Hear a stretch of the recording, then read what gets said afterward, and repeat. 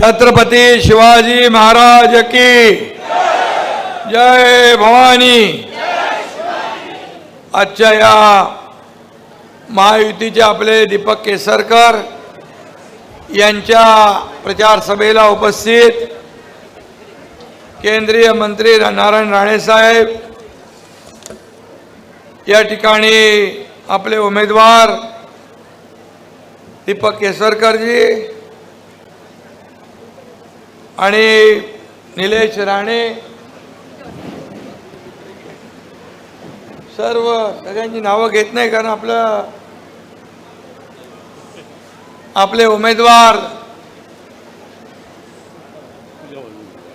कुडाळ मालवणचे निलेश राणेजी, व्यासपीठावरील सर्व महायुतीचे सन्माननीय पदाधिकारी आणि उपस्थित बांधव भगिनी आणि सर्व पत्रकार मित्रांनो, खरं म्हणजे आज आपण महायुतीच्या उमेदवारांचा या ठिकाणी गेले अनेक दिवस प्रचार करताय आणि मी पाहतोय की संपूर्ण राज्यभरामध्ये मी सगळीकडे सभा घेतोय। आपल्या लाडक्या दीपक केसरकर यांच्या हातात पुन्हा धनुष्यबाण आलाय। धनुष्यबाणासकट त्यांची विजयाची हॅट्रिक झाल्याशिवाय राहणार नाही अशा प्रकारचा शब्द मी या ठिकाणी म्हणजे खात्री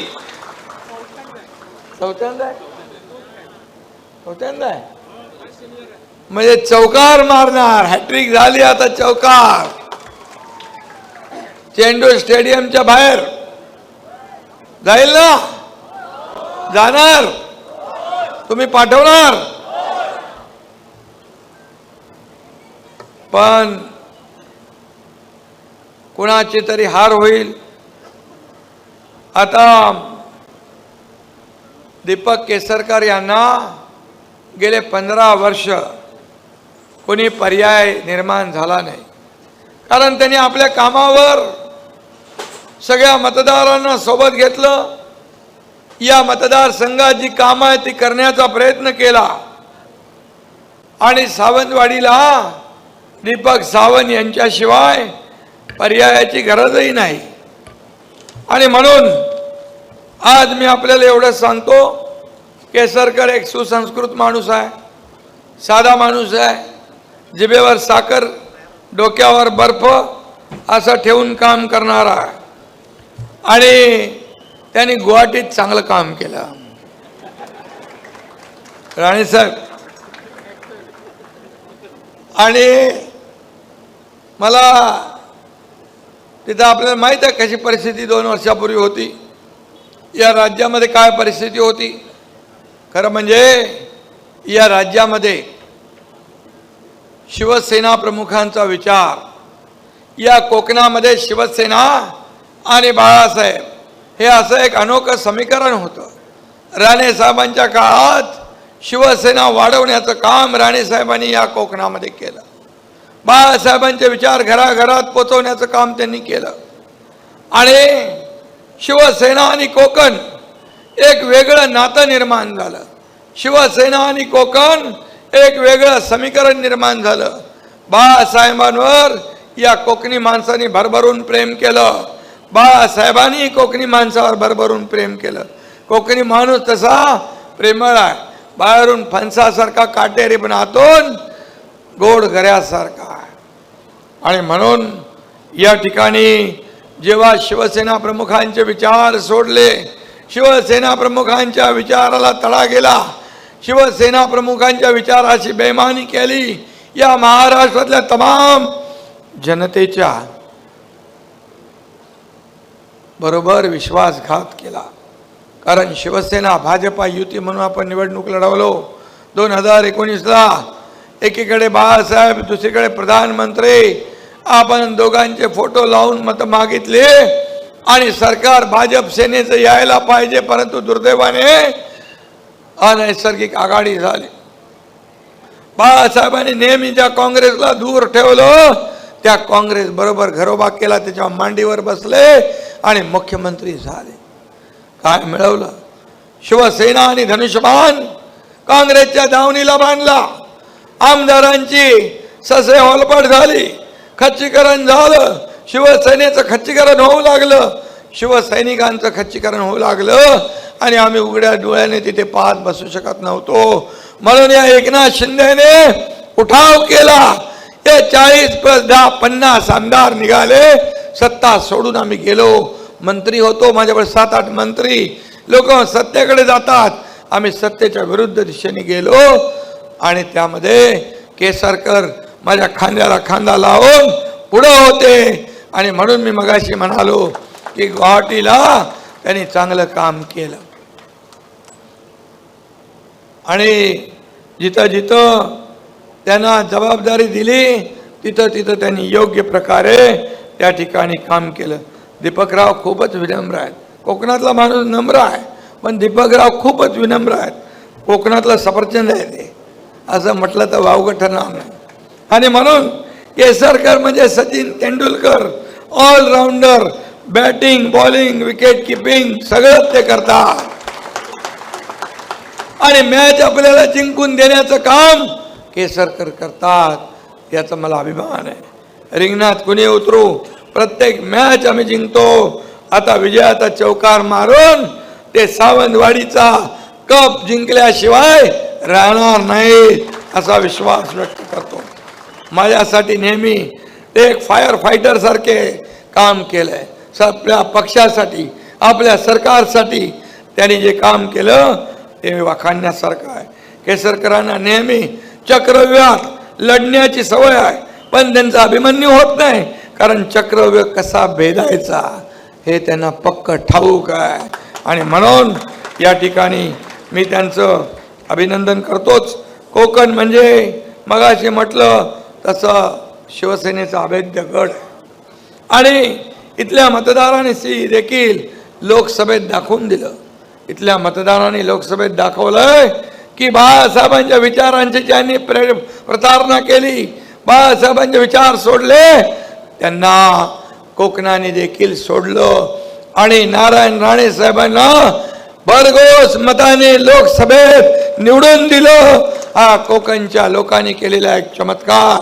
आणि म्हणून मी कोकणी माणसाला, आपल्या सगळ्यांना मनापासून धन्यवाद देतो, आपले आभार मानतो. शेवटी राणेसाहेब भाजपात असले तरी सुद्धा ते आमचे नेते आहेत. शिवसेनेचे नेते म्हणून आम्ही त्यांच्याबरोबर काम केलं आणि म्हणूनच आज ते आपल्या सोबत आहेत हे देखील आपल्याला मी या ठिकाणी सांगू इच्छितो. केसरकर आता काय तुमच्याबद्दल बोलणार, तुमचं सगळं चांगलं आहे. आणि माझ्या लाडक्या बहिणी इकडे बसलेल्या आहेत. आता बघा, इथं कुडाळमधून आपले निलेश राणे आहेत आज व्यासपीठावर. केसरकर आणि राणे साहेब एकत्र आलेत. बघा किती मोठा योगायोग आहे. आपल्याचा या विजयाचा शुभ शकून आहे. आणि म्हणून निलेश राणे साहेबांना जेवढा लीड मिळाला त्याच्यापेक्षा आता मागच्या वेळेस नाही, मागच्या वेळेस खासदार होते ना ते निलेश राणे 2009, आणि आता देखील लीड मोठा मिळेल. इथं काहीतरी लिहून ठेवलंय, बाप से बेटा सवाई. नाही, बाप बापी होता है. चालेल तसा श्रीकांत पण चांगलं काम करतोय. आणि म्हणून नारायण राणे साहेबांचा आशीर्वाद निलेशच्या पाठीशी आहे आणि त्यामुळे निलेशचा विजय देखील पक्का आहे, 100% सच्चा आहे. आणि ही काळ्या दगडावरची रेग आहे. त्यामुळे या ठिकाणी लीडचा डबल बार या ठिकाणी निलेश उडवतील. आणि खऱ्या अर्थाने या ठिकाणी निलेश राणे यांची देखील मी म्हणेन घर वापसी झाली. आज मला समाधान आहे. आज या ठिकाणी महायुतीचे 2 उमेदवार आहेत. महायुती जिंकणार पूर्ण महाराष्ट्रामध्ये. मी फिरतोय, माझ्या महिला भगिनी, माझे लाडके बांधव, लाडक्या बहिणी इकडे आहेत, समोर आहेत. किती लोकांच्या खात्यात लाडक्या बहिणी योजनेचे पैसे आले जरा मला हात वर करा. बघा हात भरपूर वरती आले. आता ज्यांचे खात्यात पैसे आले नाही, जे वंचित राहिले, ते देखील सरकार आल्यावर त्यांच्या खात्यात पैसे जाणार म्हणजे जाणार. मी आपल्याला एवढंच सांगतो, लाडकी बहीण योजना आम्ही सुरू केली, विरोधकांच्या पोटात दुखायला लागलं, त्यांना मळमळ झाली आणि म्हणायला लागले तो चुनावी जुमला आहे, हे खोटं घोषणा आहे, पैसे काय येणार नाहीत, फक्त हे निवडणुकीप्रती घोषणा आहे. जसे तुमच्या खात्यात 2 हप्ते आले, लगे विरोधक म्हणाले लवकर लवकर काढून घ्या, लवकर लवकर काढून घ्या, नाही तर सरकार काढून घेईल. अरे हे सरकार देणार आहे, हे सरकार देणार आहे, घेणार नाही. ही देना बँक आहे, लेना बँक नाही. पूर्वीच्या सरकारमध्ये लेना बँका बसल्या होत्या. माझं काय, माझं काय, अरे माझं काय पेक्षा जनतेचं काय ते विचारा. सर्वसामान्य माणसाला काय मिळतंय, त्याच्या जीवनामध्ये काय बदल होतोय ते बघा, स्वतःच काय बघता. आणि म्हणून हे सरकार हप्ते घेणार नाही, हप्ते घेऊन जेलमध्ये जाणार सरकार हे तुम्ही पाहिलंय. आणि हे हप्ते भरणार, माझ्या लाडक्या बहिणींच्या खात्यात हप्ते भरणार सरकार आहे. 5 हप्ते आम्ही तुमच्या खात्यात भरले. नोव्हेंबरमध्ये आचारसंहिता बाऊ करून मांजर आडवी येतील, सावत्र भाऊ तुमचे कपटी भाऊ आडवे येतील म्हणून आम्ही ऑक्टोबरमध्येच नोव्हेंबरचे पण पैसे देऊन टाकले. आणि तुम्हाला सांगतो की आता 20 तारखेला मतदान झाल्यानंतर ताबडतोब डिसेंबरचे पैसे पण तुमच्या खात्यात जमा झाल्याशिवाय राहणार नाही. हा शब्द आहे आमचा, कारण आम्ही जो शब्द देतो तो पाळतो. कारण बाळासाहेबांनी आम्हाला शिकवलंय, दिघे साहेबांनी शिकवलंय की शब्द देताना 100 वेळा विचार करा. एकदा शब्द दिला की मागे फिरायचं नाही. आणि म्हणून मुख्यमंत्री माझी लाडकी बहीण योजना आम्ही जी चालू केली, ती आम्ही योजना ही बंद करण्यासाठी नाही, निवडणुकीपुरती नाही. मी म्हणालो होतो, जशी तुम्ही ताकद वाढवाल, जसा तुम्ही आशीर्वाद द्याल, तशी तुमची योजना वाढेल. आणि आम्ही ते करून दाखवलं. आता महायुतीचा आम्ही हा वचननामा केलाय. महायुतीचा वचननामा कोल्हापूरच्या महायुतीच्या जाहीर सभेत आम्ही केला. पहिला नंबर काय, पहिल्या नंबरवर लाडक्या बहिणींना 1500 रुपयाच्या ऐवजी 2100 रुपये आम्ही केलेले आहेत. आणि लाडक्या बहिणींना सुरक्षित ठेवण्यासाठी महिला दला पोलीस दलात 25,000 पोलीस महिलांची भरती करण्याचा आम्ही निर्णय घेतला. शेतकऱ्यांना कर्ज माफ करण्याचा निर्णय घेतला. सन्मान शेतकरी सन्मान योजना 12,000 जी होती 6,000, प्रधानमंत्री 6,000, राज्य सरकार 12,000चे आम्ही आता 15,000 रुपये करतोय. 15,000. प्रत्येकाला अन्न आणि निवारा. या राज्यात कोणी उपाशी झोपता कामा नये. रोटी कपडा मकान देण्याचा निर्णय आपण घेतलाय. याचबरोबर वृद्धांना ज्येष्ठांना पेन्शन योजना 1500ची 2100 रुपये करण्याचा निर्णय आपण घेतलाय. त्याचबरोबर जीवनावश्यक वस्तूंचे भाव 1995 ते 99 2000 पर्यंत स्थिर होते. मला वाटतं शेवटच्या काळात राणेसाहेब पण मुख्यमंत्री होते, बाळासाहेबांनी स्थिर ठेवले, ते पण आम्ही तसे स्थिर ठेवण्याचा निर्णय घेतला. 25 लाख बेरोजगारांना रोजगार देणारा निर्णय आम्ही घेतला. त्यातलं मी केसरकरांचं अभिनंदन यासाठी करतो, त्यांनी 4 लाख लोकांना जर्मनीमध्ये नोकऱ्या देण्याचं कॉन्ट्रॅक्ट पण सही केलेलं आहे. आपले 4 लाख लोक आणि टोटल 25 लाख लोकांना आपण नोकऱ्या, 10 लाख लोकांना प्रशिक्षण भत्ता 10,000 रुपये देण्याचा निर्णय आपण घेतला. 45,000 गावात शेतीवरचे पाणंद रस्ते देण्याचा निर्णय घेतला. अंगणवाडी आशा सेविकांना 15,000 रुपये महिन्याला देण्याचा निर्णय आपण घेतला आहे. आणि त्याचबरोबर आपण लाईट बिल वापरता सगळेजण, ते शेतकऱ्यांना जे आपण दिले 7.5 HP पंपाची शेती करणारे त्यांचं वीज बिल माफ केलंय आणि घरगुती वीज वापरणाऱ्या माझ्या माता भगिनींना बांधवांना येणाऱ्या बिलात 30% सवलत देण्याचा पण निर्णय आपण घेतलेला. आणि सरकार स्थापन झाल्यानंतर 100 दिवसात विजन महाराष्ट्र 2029 आपण जाहीर करणार. कारण शेवटी त्याला हिम्मत लागते. आम्ही रिपोर्ट कार्ड सादर केला. मी महाविकास आघाडीला विचारू इच्छितो, तुम्ही 2.5 वर्षात काय केलं ते सांगा. आम्ही 2.5 वर्षात 2.25 वर्षात काय केलं ते सांगतो. सगळे प्रकल्प बंद, मेट्रो बंद, समृद्धी बंद, जलयुक्त शिवार बंद, पाणीच्या योजना बंद, सगळं बंद. काय चालू? आता म्हणाले आमचं सरकार आल्यावर आम्ही ह्याला स्टे देऊ, त्याला स्टे देऊ, अमक्याला तमक्याला बंद करू, हे प्रकल्प बंद करू, ही योजना बंद करू. अरे सरकारमध्ये आल्यावर चालू काय करणार ते सांगा. सरकार चालू करतो योजना, असलेल्या बंद करत नाही.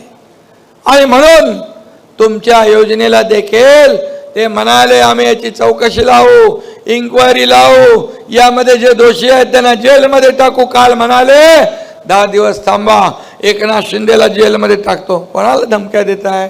अरे एकनाथ शिंदे हा आंदोलन करून मोठा झालाय, संघर्षातून मोठा पुढे आलाय, जेल भोगून पुढे आलाय. तुमच्या अशा पोकळ धमक्यांना घाबरत नाही. तुम्ही मला हलक्यामध्ये घेऊ नका. हलक्यामध्ये घेतलं म्हणून तुमचा टांगा पलटी करून टाकला, सरकार बदललं आणि माझ्या सर्वसामान्य लोकांच्या मनातलं सरकार आम्ही आणलं. आणि जर सरकार आलं नसतं तर मला सांगा या एवढ्या योजना आपण सुरू केल्या असत्या? शेतकऱ्यांना 12,000 देऊ शकलो असतो, 1 रुपयात पीक विमा देऊ शकलो असतो, महिलांची लाडकी बहीण योजना चालू केली असते, लाडका भाऊ योजना चालू केली असते, मुलींना उच्च शिक्षण मोफत देण्याचा निर्णय आपण घेतला. एका मुलीने आत्महत्या केली. रात्री 12:30च्या बातमीत मी पाहिलं, एक मुलगी इंजिनिअरिंग मध्ये शिकत होती, तिने आत्महत्या केली. का? अर्धे पैसे सरकार भरतं, अर्धे पैसे पालक भरत होते, पण पालकांची ऐपत नव्हती.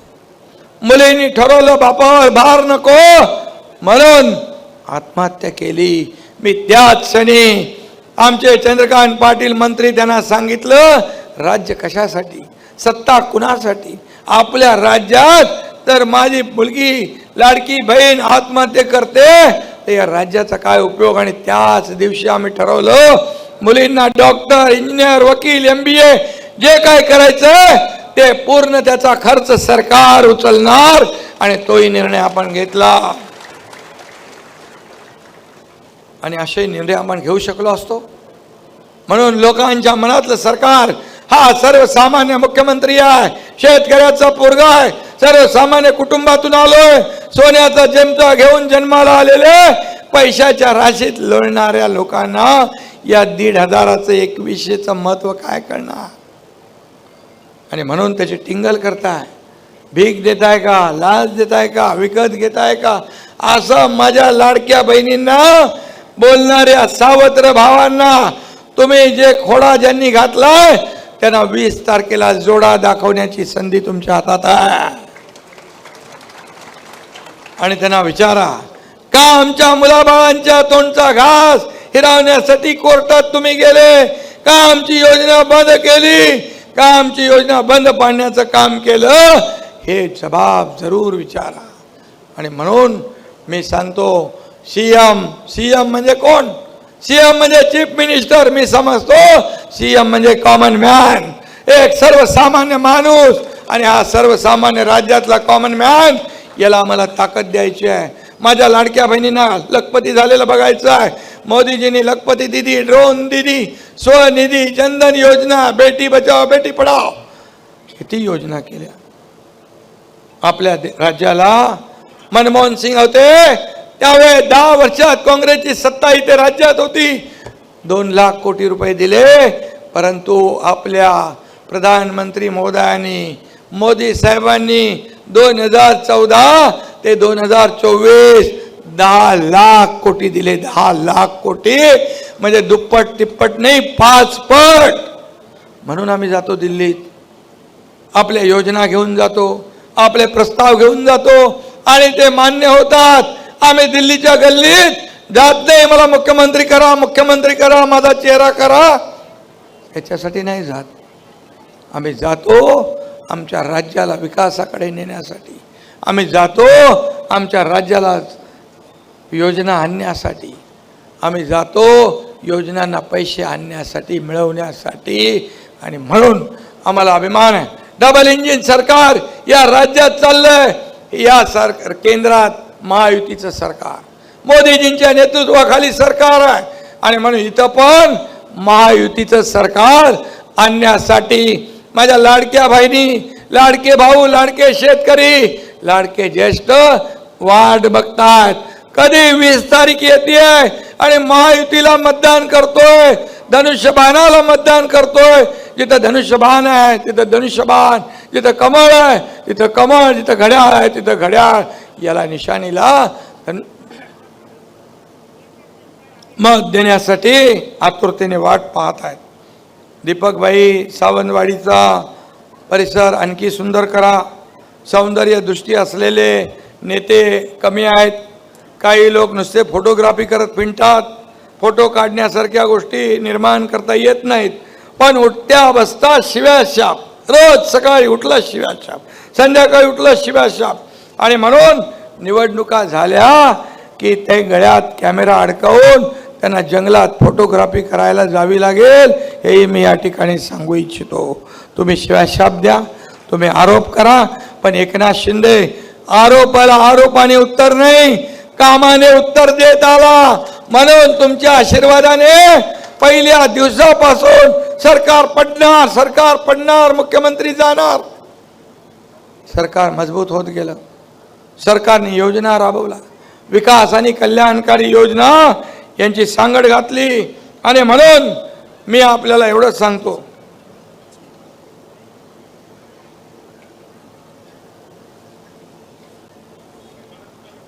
केसरकर एक अभ्यासू लोकप्रतिनिधी आहे. केसरकरांसारखा अभ्यासू आमदार आपण निवडून दिला, त्याबद्दल तुम्हाला मी धन्यवाद देतो. त्याचा मला अभिमान आहे. गेल्या 2.5 वर्षात सावंतवाडीत करोडो रुपयांची त्यांनी कामं केली. चांदा ते बांधा सिंधुरत्न योजनेत 75% सबसिडीतून त्यांनी अनेक लोकांना फायदा करून दिला. युवक, महिला, मच्छीमार, शेतकरी, महिला बचत गटांना मोठा फायदा झालाय. विकास कामामुळे वेंगुर्ला तालुक्याचा चेहरा मोहरा बदलतोय. नवाबागच्या समुद्रात ब्रेकवॉटर बंधारा बांधला. आता मच्छीमारांच्या होड्या गाळ्यात अडकत नाहीत. अनेक कामं केली, त्यांनी सांगितले असतील. परंतु मी आपल्याला एवढंच सांगतो की आता मात्र या रेवस रेड्डी आपण करतोय, कोकण एक्सप्रेसला गती देतोय, या ठिकाणी पर्यटनाला चालना देतोय. आपण समृद्धी हायवे, मुंबई पुणे एक्सप्रेस सारखा Mumbai Sindhudurg access control super express रस्ता बांधतोय. या ठिकाणी 4-5 तासात मुंबईतला माणूस 4 तासात इथं आला पाहिजे सिंधुदुर्गात, असा रस्ता आपण करतोय. आणि त्याचबरोबर या कोकणातला जो बॅकलॉग आहे तो भरून काढण्यासाठी कोकण विकास प्राधिकरण आपण तयार केलंय. MIDC 500 कोटी, MSRDC 500 कोटी, MMRDचे पैसे, सरकारचे 1000 कोटी, असं मोठं एक आपण प्राधिकरण केलंय.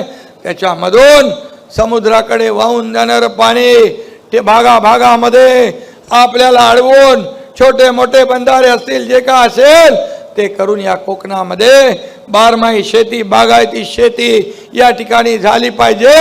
ही देखील भूमिका सरकारची आहे. इथला माणूस मुंबई, ठाण्यात, पुण्यात नोकरीला त्याला जायला लागू नये, अशा प्रकारचा विचार आपला आहे. आणि म्हणून हे कोकण समृद्धीने आणि नैसर्गिक निसर्गाने नटलेलं आहे. आणि म्हणून पर्यटनाला एवढी चालना इथं आहे, ही पर्यटनाला चालना देण्याचं काम या ठिकाणी होईल. आणि म्हणून या ठिकाणी नितेश आणि आपले केसरकर हे तिकडे 3 आहेत नाही आपले. मला वाटतं राणे साहेबांशी मी एकदा बोलत होतो, तर कोकणामध्ये लोकसभेमध्ये उभाटाला एकही जागा मिळाली नाही. पूर्ण कोकण साफ झालं. ठाण्यापासून इथे सिंधुदुर्गापर्यंत, तिथे संभाजीनगरचा गड कोसळला. कारण बाळासाहेबांचे तुम्ही विचार सोडले. ही बाळासाहेबांवर प्रेम करणारी जनता या विधानसभेत देखील कोकणातले सर्वच्या सर्व आमदार महायुतीचे निवडून दिल्याशिवाय राहणार नाही, हा विश्वास मी या ठिकाणी व्यक्त करतो. कारण आता सर्व ताकद आपली एकत्र आली आहे. एकजुटीचं बळ आपल्याला या निवडणुकीत पाहायला मिळेल. कारण शेवटी विकासाचा अजेंडा घेऊन आपण पुढे जातोय. आपली निवडणूक विकासाच्या अजेंड्यावर आहे.